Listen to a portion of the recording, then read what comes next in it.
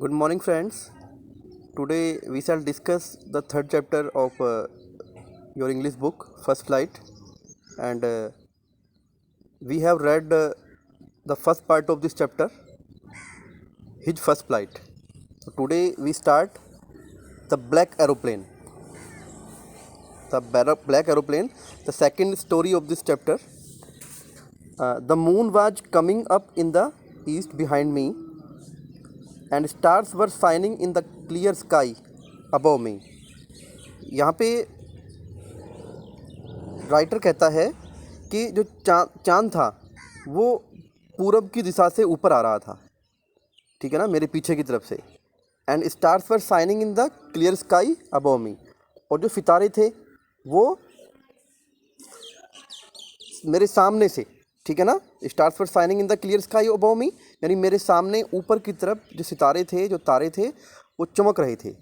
There was not a cloud in the sky, I was happy to be alone high up above the sleeping countryside. और यहाँ पे writer कहता है कि there was not a cloud in the sky, आकाश में बादलों का नामो निशान तक नहीं था। I was happy to be along high up above the sleeping countryside, और मैं सोते हुए लोगों के शहर के ऊपर को उड़ना मुझे बहुत अच्छा लग रहा था, ठीक है ना। I was flying my old Dakota aeroplane over France back to England, और उस समय मैं क्या कर रहा था, मैं फ्रांस से अपने पुराने डकोटा एरोप्लेन को उड़ा रहा था और मैं वापस इंग्लैंड जा रहा था। I was dreaming of my holiday and looking forward to being with me my family. और मैं कैसा सपना देख रहा था, मैं अपनी छुट्टियों को बिताने के और अपने फैमिली के साथ मौज मस्ती करने के लिए सपने देख रहा था जब मैं अपनी फ़्लाइट पे जा रहा था, उस ओल्ड डकोटा प्लेन को उड़ा रहा था। I looked at my watch 1:30 in the morning, और मैंने अपनी घड़ी की तरफ देखा तो घड़ी में कितने बजे थे, उसमें 1:30 इन द मॉर्निंग, यानी रात्रि का 1:30 बजा था, 1:30 हुए थे। I should call Paris control soon, I thought as I look down past the nose of the aeroplane, ठीक है ना। अब यहाँ पे राइटर कहता है I thought as I look down past the nose of the aeroplane, तो कि मुझे अब पेरिस कंट्रोल रूम को इन्फॉर्म करना चाहिए। एक्चुअली होता क्या है कि जब भी कोई एरोप्लेन आकाश में उड़ता है तो उसमें जब भी हम किसी शहर या किसी कंट्री की सीमा में क्रॉस करते हैं या वहाँ से निकलते हैं तो we have to inform to the control room of the special city, ठीक है ना। जो भी पर्टिकुलर सिटी होता है उसके कंट्रोल रूम को हमें इन्फॉर्म करना पड़ता है कि हम आपके इस प्रॉपर एरिया में एंट्री करने वाले हैं या यहाँ से लीव करने वाले हैं, ठीक है ना। तो ऐसे ही उसने किया। I should call Paris control soon, I thought as I look down past the nose of the aeroplane, I saw the lights of a big city in front of me. और यहाँ पे राइटर कहते हैं कि मैंने देखी कि मेरे सामने एक बहुत बड़े शहर की ऊपर से लाइटें दिखाई देती हैं जब हम जो फ्लाइंग करते हैं, तो मुझे एक बहुत बड़े शहर की लाइटें दिखाई दी। I switched on the radio and said, मैंने रेडियो को स्विच ऑन किया और कहा Paris control Dakota DS 088 here, कि डकोटा 088 हेयर यहाँ पे आ चुका है। कैन यू हियर मी, क्या तुम मुझे सुन सकते हो। I am on my way to England, और मैं इंग्लैंड के रास्ते पर हूँ। ओवर, और उसने अपनी बात को ख़त्म कर दिया। ये जो ओवर वर्ड होता है, ये ओवर जो है, या तो कोई हम किसी मिलिट्री में या किसी एयरफोर्स पे जॉब करते हैं तो वहाँ पे जब हम कोई अपना मैसेज हमें किसी अपने ऑफिसर को पहुँचाना होता है या किसी ऑफिसर को अपने जो सोल्जर्स होते हैं उनको कोई मैसेज पहुँचाना होता है, तो उस कंडीशन में बोलते हैं the voice from the stay for 1 minute, the voice from the radio answered me immediately. और जो रेडियो की आवाज़ ने मुझे उत्तर दिया तुरंत, DS 088 I can hear you, कि DS, उसने एरोप्लेन का नाम लेते हुए बोला कि मैं तुम्हें सुन सकता हूँ। You ought to turn 12 degrees west now, तुम्हें अब 12 डिग्री पश्चिम की तरफ मुड़ना है। DS 088 ओवर, और उसने अपनी बात को ख़त्म कर दिया। I check the map and the compass switched over to my second and last fuel tank, और मैंने मैप को चेक किया, कंपास को चेक किया। एक्चुअली होता क्या है कि एरोप्लेन के अंदर जितने भी फाइटर जेट वगैरह होते हैं तो उनमें क्या होता है, एक कंपास लगा होता है। तो switched over to my second and last fuel tank. तो मैंने उस टाइम में क्या किया, लास्ट फ्यूल टैंक को मैंने अपना ओवर कर दिया। And turned the Dakota 12 degrees west towards England. और मैंने इंग्लैंड की तरफ 12 डिग्री पर अपने डकोटा को मोड़ दिया। एक्चुअली होता क्या है, एरोप्लेन के अंदर बहुत सारे 2-3 टैंक होते हैं। तो उसमें पहला टैंक, फिर दूसरा टैंक, फिर तीसरा टैंक, जिससे जो पायलट होता है उसको पता रहता है कि फ़िलहाल हमारे पास कितना डीजल बचा हुआ है। ठीक है ना। तो I will be in time for breakfast, I thought a good big English breakfast. और यहाँ पे राइटर कहता है कि मैंने सोचा कि मैं जल्दी ही नाश्ते से पहले पहले अपने घर पहुँच जाऊँगा, क्योंकि जो एरोप्लेन था बहुत अच्छी स्पीड से जा रहा था, आकाश में बादल नहीं थे। तो एवरीथिंग वाज गोइंग वेल, यानी सब कुछ ठीक ठाक चल रहा था। It was an easy flight, और ये बहुत ही अच्छी एक उड़ान थी। Paris was about 150 kilometre behind me. Paris जो है मुझसे लगभग 150 किलोमीटर पीछे छूट चुका था। आई सा द क्लाउड्स, मैंने अपने सामने बादल देखे। स्टॉर्म क्लाउड्स, तूफानी बादल थे। दे वर ह्यूज, और बहुत बड़े बड़े थे। ठीक है ना। They look like black mountains standing in front of me across the sky. और वो मुझे बाहर मेरे सामने की तरफ एक बहुत बड़े माउंटेन के रूप में दिखाई दे रहे थे, कि जैसे कि बहुत बड़े पर्वत खड़े हुए हों काले रंग के। I knew I could not fly up and over them. मैं जानता था कि मैं उनके ऊपर को उड़ के नहीं जा सकता था। And I did not have enough fuel to fly around them to the north और साउथ। और मेरे पास इतना तेल भी नहीं था कि मैं नॉर्थ साउथ से, यानी घुमा के एक टर्न ले करके नॉर्थ साउथ का वहाँ से घुमा करके मैं उसमें यानी उन बादलों को क्रॉस कर सकूँ। I ought to go to back Paris. मुझे वापस पेरिस चले जाना चाहिए था। आई थॉट, मैंने सोचा। But I wanted to get home, लेकिन मुझे घर जाना था। आई वांटेड दैट ब्रेकफास्ट, मुझे वो नाश्ता चाहिए था। I will take the risk, मैं रिस्क लूँगा। आई थॉट, मैंने सोचा। And flew that old Dakota straight into the storm. और अपने उस पुराने डकोटा को सीधा स्टॉर्म में उड़ा दूंगा। Inside the clouds everything was suddenly black. और बादलों के बीच में सब कुछ अचानक से काला काला सा हो गया। It was impossible to see anything outside the aeroplane. और एरोप्लेन के बाहर, ठीक है ना, कुछ भी दिखाई देना बहुत मुश्किल सा था।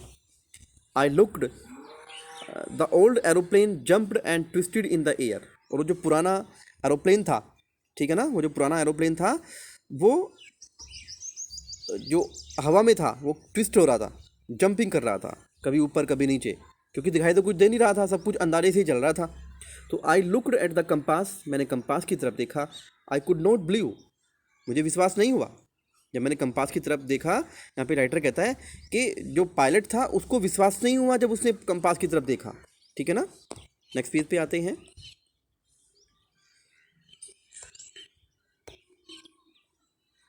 माई आईज, मुझे मेरी आंखों पे विश्वास नहीं हुआ। The compass was turning round. Wait for 1 minute.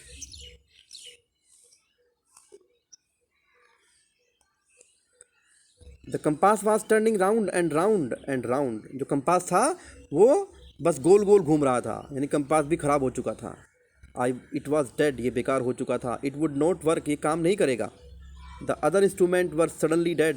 और दूसरे जितने भी सूचक यंत्र होते हैं एरोप्लेन के अंदर लगे हुए, जो हमें सूचनाएं देते हैं कि क्या कुछ चल रहा है, हम कौन सी दिशा में हैं, तो सारे के सारे अचानक से क्या हुआ, वो सारे के सारे जो यंत्र थे वो सारे के सारे बेकार हो गए। Too I tried the radio. और मैंने रेडियो को दोबारा से रेडियो लगाई। Paris control, Paris control, Paris control पे रेडियो लगाई। कैन यू हियर मी, क्या तुम मुझे सुन सकते हो। देयर वाज नो आंसर, लेकिन कोई उत्तर नहीं आया। The radio was dead too, radio भी बेकार हो गई थी। I had no radio, no compass and I could not see where I was. मेरे पास ना तो कोई रेडियो थी, ना कोई कंपास था, ना मुझे ये पता था कि मुझे जाना कहाँ है, मैं हूँ कहाँ पे। I was lost in the storm, और मैं तूफान में खो चुका था। Then in the black clouds quite near me. और तब अचानक से जो काले काले बादल थे वो मेरे पास आए। आई सा अनदर एरोप्लेन, मैंने एक दूसरा एरोप्लेन देखा। It had no lights on its wings, इसके पंखों पर लाइट नहीं लगी थी। But I could see it flying, लेकिन मैंने देखा कि ये उड़ रहा था। Next to me through the storm, मतलब बिल्कुल ठीक मेरे सामने, ठीक है ना, ठीक मेरे सामने उड़ रहा था तूफान के बीचों बीच। I could see the pilot's face, मैं पायलट्स का चेहरा भी देख सकता था। टर्न टुवार्ड्स मी, जो मेरी तरफ मुड़ा। I was very glad to see another person, और मैं वहाँ पे एक दूसरे व्यक्ति को देखकर, उस खोई हुई जगह में एक दूसरे व्यक्ति को देख करके बड़ा खुश हुआ।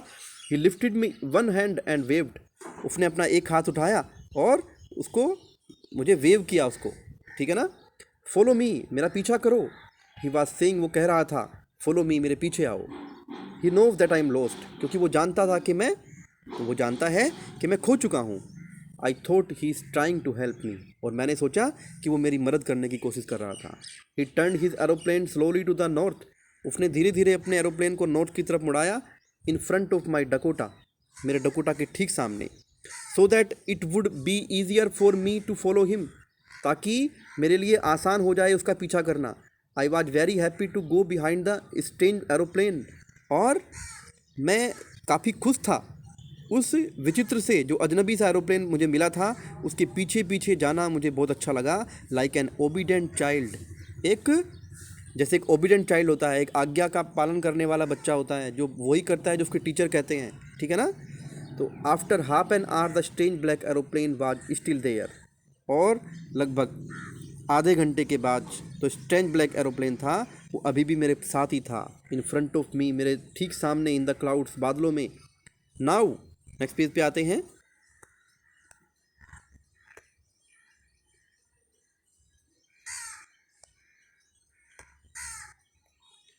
There was only enough fuel in the old Dakota's last tank to fly over for 5 or 10 minutes more. और यहाँ पे पायलट कहता है कि जो ओल्ड डकोटा का लास्ट टैंक था उसमें बस 5 या 10 मिनट का ही फ्यूल बचा था, ठीक है ना। I was starting to feel frightened again, लेकिन जब मैं देखा कि अब तो लास्ट टैंक ही मेरे पास बचा था, तो मैंने फिर मेरे अंदर एक घबराहट शुरू हो गई, फिर मैंने डरना शुरू कर दिया। But then he started to go down and I followed through the storm, लेकिन फिर जो मेरे सामने एरोप्लेन चल रहा था, फिर उसने नीचे की तरफ उतरना शुरू कर दिया और मैं उसका पीछा करता रहा। Next paragraph. Suddenly I came out of the clouds and सा 2 long straight lines of lights in front of me, और अचानक से मैं बादलों से बाहर निकल गया और मेरे सामने मैंने अपने ठीक आगे 2 लाइट वाली रेखाएं देखी। इट वॉज अ रनवे, एक रनवे था। रनवे क्या होता है? रनवे वो होता है जहाँ पे जैसे कि हमारे ये होते हैं एयरपोर्ट होते हैं, तो वहाँ पे एक बहुत बड़ा रनवे होता है। उसमें पहले प्लेन पे चलता है जो एरोप्लेन होता है, और उसके बाद वो वहाँ से स्काई में जंप कर जाता है, एकदम से ऊपर उड़ जाता है। उसमें लगभग 1 किलोमीटर का रनवे उसको चाहिए होता है लगभग, ठीक है ना। तो an airport I was safe, और मैं अब एयरपोर्ट पे था, अब मैं सुरक्षित था। I turn to look for my friend in the black aeroplane, और मैं अपने ब्लैक एरोप्लेन में अपने मित्र को ढूंढने के लिए मुड़ा। But the sky was empty, लेकिन स्काई अब खाली था, बिल्कुल आकाश खाली हो चुका था। देयर वाज नथिंग देयर, वहाँ पे कुछ नहीं था। The black aeroplane was gone, वो काले रंग का एरोप्लेन जो था वो जा चुका था। आई could not see it anywhere, और मैंने इसको उसके बाद कभी नहीं देखा, मैं उसके बाद इसको कभी नहीं देख सका। बस जब तक वो मैं तूफ़ान के अंदर रहा तब तक ही मुझे दिखाई दिया, ठीक है ना, उसके बाद वो दिखाई नहीं दिया। I landed and was not sorry to walk away from the old Dakota near the control tower. मैं नीचे उतर गया और मुझे अब कोई सॉरी नहीं थी, किसी को सॉरी नहीं बोलना था। मैंने अपने आप को कंट्रोल टावर के नीचे अपनी डकोटा ट्रेन को उतार लिया। I went and asked a woman in the control centre, मैं गया कंट्रोल सेंटर में, ठीक है ना, क्योंकि जहाँ पे आपके ये एयरपोर्ट होते हैं तो वहाँ पे कंट्रोल सेंटर होते हैं जहाँ से कंट्रोलिंग होती है, यानी आकाश में जो स्काई के अंदर जो एरोप्लेन उड़ते हैं उनकी कंट्रोलिंग नीचे से ही होती है। तो मैं वहाँ पे गया, वहाँ पे एक लड़की महिला बैठी हुई थी। Where I was and who the other pilot was, मैंने उससे पूछा कि मैं कहाँ पे था और जो दूसरा पायलट मेरी मदद के लिए आया था वो कौन था। I want to say thank you, मैं उस बंदे को थैंक यू बोलना चाहता हूँ। She looked at me very strangely and then laughed, उसने बड़े विचित्र रूप से मेरी तरफ देखा और कहा, अनदर एरोप्लेन, दूसरा aeroplane, up there in this storm, इस तूफान में? No other aeroplane were flying tonight, आज रात इसके अलावा कोई दूसरा एरोप्लेन वहाँ पे नहीं उड़ा। योवर्स वादा only one I could C on the radar, जैसा कि मैं रेडार में देख रही हूँ, तो आपका एरोप्लेन सिर्फ एक ही था अकेला आकाश में, और कोई दूसरा एरोप्लेन था ही नहीं। So who helped me to arrive there safely without a compass और ए रेडियो। तो फिर वो पायलट कहता है, तो फिर मुझे बताओ कि मेरी मदद किसने की यहाँ तक पहुँचने में, यहाँ तक पहुँचने में मेरी मदद किसने की। And without any more fuel in my tanks, यानी मेरे तो टैंक में ज़्यादा तेल भी नहीं था, लेकिन उसके बावजूद भी मैं नीचे पहुँच गया, तो किसने मेरी हेल्प की। Who was the pilot on the strange black aeroplane, उस विचित्र से ब्लैक एरोप्लेन के अंदर कौन पायलट था। फ्लाइंग इन द स्टॉर्म, जो तूफान में उड़ रहा था, विदाउट लाइट्स, बिना किसी लाइट के, उसके एरोप्लेन में तो लाइट भी नहीं थी। कौन था वो व्यक्ति, यानी वो जो पायलट था, जब वो नीचे सेफ उतर जाता है तो वो जो कंट्रोल रूम था जहाँ से कंट्रोलिंग होती है एरोप्लेन की, वहाँ पे जाता है। वहाँ पे एक महिला बैठी हुई थी, उसको कहता है कि मुझे उस पायलट के बारे में बताए जो मुझे सेफ नीचे लेके आया है। लेकिन वो महिला कहती है कि यहाँ पे तो आपके अलावा आज रात कोई दूसरी जो है फ़्लाइट नहीं निकली थी यहाँ से, जैसा कि मैं रडार में देख पा रही हूँ, ठीक है ना, तो आपके अलावा कोई नहीं थी। तो वो कहता है कि फिर ऐसा कैसे हो सकता है, जो बिना लाइट का एक पायलट था जो मेरे आगे आगे चल रहा था, ठीक है ना, मेरे पास तो रेडियो भी नहीं थी, कंपास भी नहीं था, लेकिन फिर भी मैं नीचे उतर आया, तो ऐसा कैसे हो सकता है। तो ये स्टोरी यहीं पे ख़त्म हो जाती है। तो इसमें आगे कुछ पता नहीं है कि वो बंदा कौन था, वो पायलट कौन था जो उसकी मदद के लिए, जो उसकी हेल्प के लिए आकाश में गया था। और it can be image, it can be एक इमेजिनेशन, ये इमेजिनेशन थी उसकी, एक कल्पना थी उसके साहस को बढ़ाने के लिए, और वो चलता रहा और उस साहस के बलबूते पर वो नीचे सेफ पहुंच पाया था, ऐसा हम मान सकते हैं। तो this was the story. We have read two stories about flying in this chapter, and in our last video I will teach you the fourth chapter of this book. Goodbye, have a good day.